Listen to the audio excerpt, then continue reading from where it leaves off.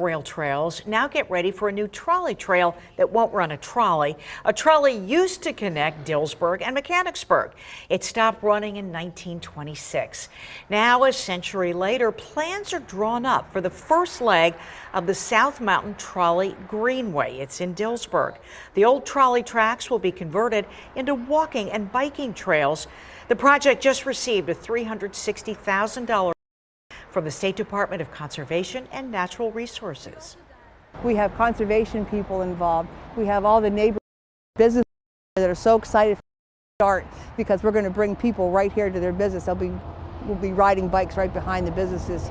The owner of a cafe along the trail and the J.C.'s are involved in the project.